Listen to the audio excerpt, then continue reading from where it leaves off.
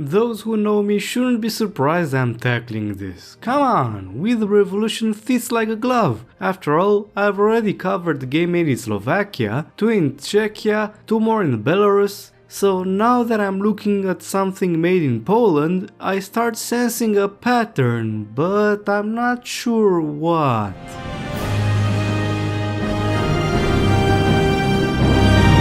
I mean, historical settings are a soft spot for yours truly, of course. We the Revolution is a 2019 title from Polish studio Polislash. Okay, give me a moment to get over this wordplay. This title is dedicated to the French Revolution, with you in the shoes of a revolutionary tribunal judge. You're not alone in raising your eyebrows at the prospect of a Polish take of the French Revolution, but it's not a terrible concept either.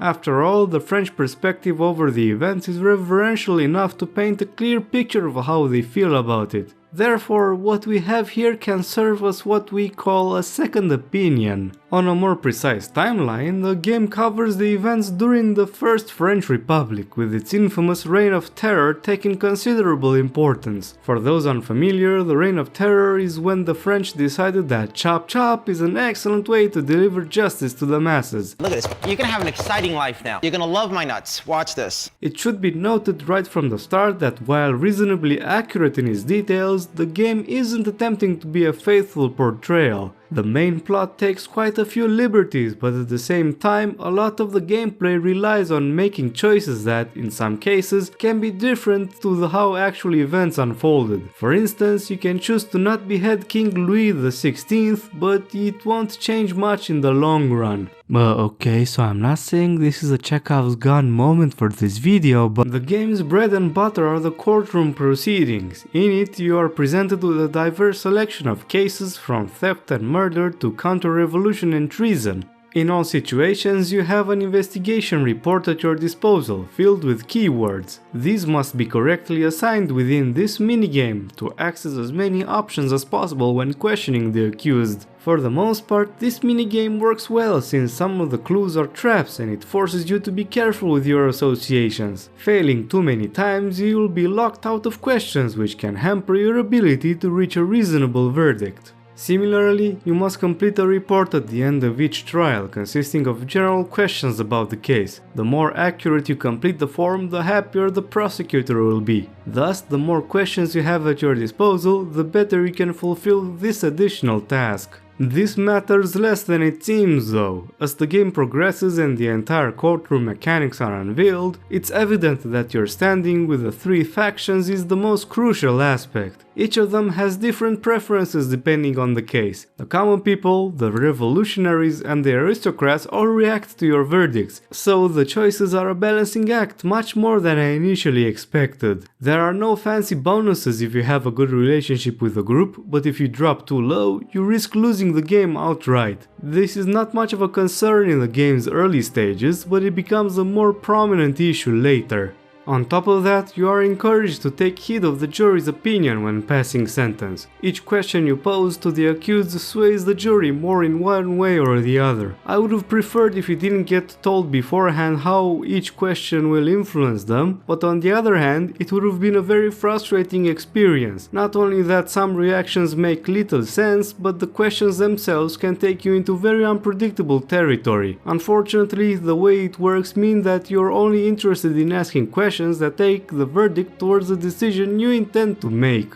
This creates a stark difference to Papers, Please, where accuracy and some analysis was necessary from the player. This is also why comparisons between the two games are out of order in my opinion. Sure, you can move pieces of paper on your desk, but considering that there are never more than 2 documents to look at and there's no time limit to speak of, means this is solely an aesthetic choice. There's also the matter of the story here. Here, we don't deal with a minimalist writing style. We have characters with names, faces and distinct characters, all playing their part in a plot quite heavy on details. I don't usually do this, but I will talk more about the story, so you've been warned about spoilers. Alexis Fidel is not a remarkable man. His gambling and love for long nights of drinking creates a chilly relationship with his wife and 2 boys. All 3 react in their own way to their father's lack of attention, and the game includes this on top of the balancing act I mentioned before. Each day you have a choice over how to spend your free time, all of them making at least one relative unhappy. This repeated theme of you can't please everyone is one of the game's strengths, since it manages to put you in situations where you are constrained to make one choice over the one you prefer. Sometimes the story's events outright take your ability to choose, so even planning out in advance isn't entirely reliable. Having a good relationship with your family members is more relevant, since they can also give you bonuses to the attitudes of the commoners or revolutionaries towards you and thus give you more leeway in your court verdicts.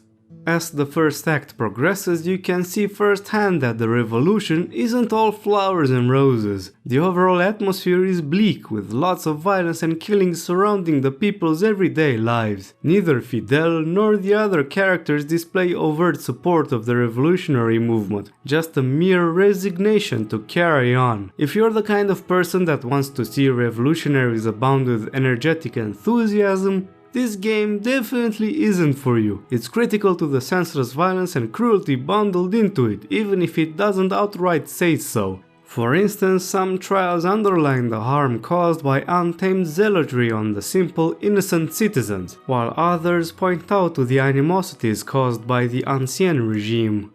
Things don't get any better as Alexis gets drawn into a series of intrigues that take him higher and higher on revolutionary France's social ladder. It starts relatively innocuous with a plot to oust the justice minister who seemingly supported King Louis XVI's attempt to regain his throne. The intrigues have their own mechanics and consist of various persuasions and choices. They have their own tree of events which require an action from your side, and the more you complete successfully, the better reward you'll receive by the end of it. The rewards are mainly buffs to attitudes from one of the 3 social groups. In many cases, said actions are choices with percentage chances of success hidden until you press the confirm button. Even if the RNG isn't always on your side, most intrigues have plenty of events to complete. Thus, I never found myself in position of not being able to successfully complete one.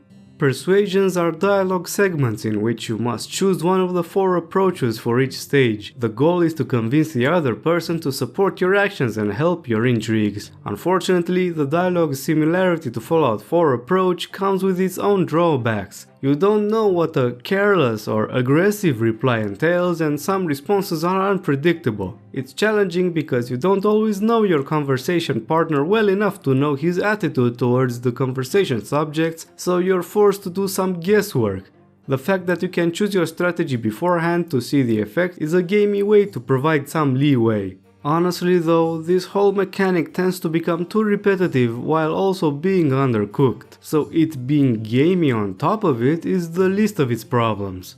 Due to his rising status, Alexis is tasked with overseeing the statue's building. In more practical terms, this means the game includes a strategic layer, which is there, I guess? You get access to 3 types of agents which you can move on the map of Paris. The goal is to get as many territories as possible to improve the speed of construction, since at each quarter of it you get access to a new unique building. These buildings allow you to use influence points in exchange for special effects, which matter very little in the grand scheme of things. The only one I used most is the one that slightly improves their family relations, because all the others are either too expensive or too inconsequential. Most of them revolve around the strategy map, which, considering it's unimportant.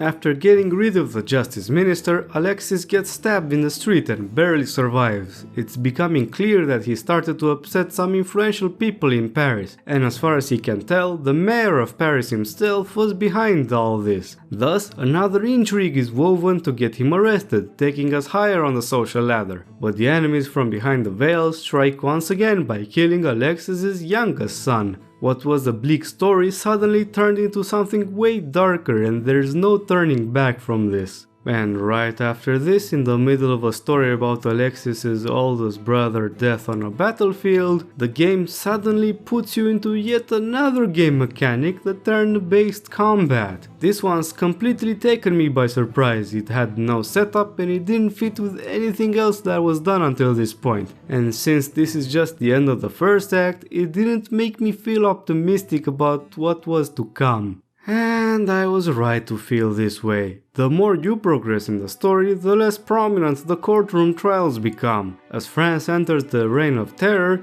the trials become less lenient and more expedited. Imprisonment is no longer an option, now you can only acquit or behead the accused. The longer trials are thinned out with more simplistic cases where sentences are given after a short read of the case file, becoming more frequent. The intrigues become more and more elaborate, going all the way to deposing Robespierre himself. Granted, everything is in tune with real-life history and plenty of references exist. That part I like, even as someone who wasn't that much into revolutionary France period. But I don't like this departure from an excellent courtroom gameplay into a strategy layer that doesn't inspire much. But there's something I dislike even more. The story is slowly descending into... I don't even know how to call it at this stage. Alexis's intrigues are always justified to protect himself and his family or get revenge for his son's death. Yet all of a sudden we get this interaction where his family's old rival proclaims that the aristocracy was behind all of this to undo the revolution. This plot twist is quite the tired cliche, but it can work if done right. Unfortunately, it's not because... this comes up. Welcome, brother. You were in the dark for so long. I enrolled in the army, hoping for a noble death. Instead, I was captured, taken, and I suffered. I was able to escape and started planning my revenge on our family, our father. On everyone who had disowned me. Revenge? On us? You should lay the blame on Clement Renard. He was the one to... I blame you all. Father, you, France. And you did extremely well. You destroyed them. The Roland, Pache and his daughter, Gobel and his bastard son, and now Robespierre.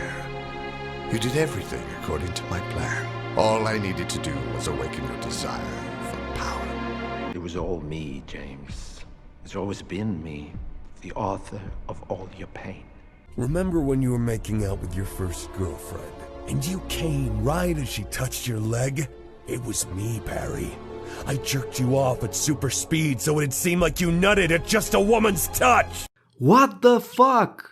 This absolutely trash twist is unbelievably damaging to everything the game built until now. It's no longer about the damage fanaticism can do to the people it seeks to protect, no more about the harm of the ancien regime has caused to the regular people, no longer about the unnecessary violence that turned the good intentions of the revolution into a fight for revenge, no more about the cruelty of people can do if they are convinced of their own righteousness, or the struggles of ordinary people trying to live through this unscathed. All these themes have great potential if they're done right. Instead, they're just window dressing for the most convoluted Deus Ex Machina revenge story I've seen in a long time. This long-lost brother somehow becomes the puppet master. To frame his brother, he manipulates the entirety of France's political elite perfectly to the T. He had Alexis's youngest murdered and his eldest son maimed while leading the destruction of the entire revolutionary political elite through Alexis's hands. And as a last fuck you, he's orchestrating an impeccable smear campaign that portrays the protagonist as an unhinged psychopath. All of this because he was upset his own father had to exile him years ago to save him from a death sentence that he had it coming. Yes, that's all there is to it in terms of justification. Jesus! What follows is a third act entirely dedicated to defending Paris against the massive army Bruno has magically raised. This is where the combat mechanics become more fleshed out. It's sort of interesting, there are multiple types of troops and various tactics which favor different compositions, but it's obvious the game wasn't designed to be a turn-based strategy, even down to things such as slow animations that can't be skipped. It's just tedious. But worst of all, I can't stress this enough, it's utterly pointless, and I'm not even exaggerating. During the final stages of the story, Alexis encounters the puppeteer. This fellow is nothing else than a meta-commentary fourth wall breaker, and his only intent is to show that everything was predetermined and out of the player's control. He makes a case of how separated from justice all your courtroom judgments have been. And that's true. Everything you did in the courtroom was to serve the balancing act of faction attitudes and nothing else. The case files were read only to unlock the questions that got you the verdict best suited for you, with little to no moral choices on your part. But with all that being said, going for the meta commentary is not only pretentious but also insulting, a feeling I felt once more when, after being practically defeated on the strategic map, the game ends with the arrival of Napoleon's army. Bruno takes advantage of this and throws his last insult in our direction by claiming that this was also part of his plans. His name is Napoleon Bonaparte.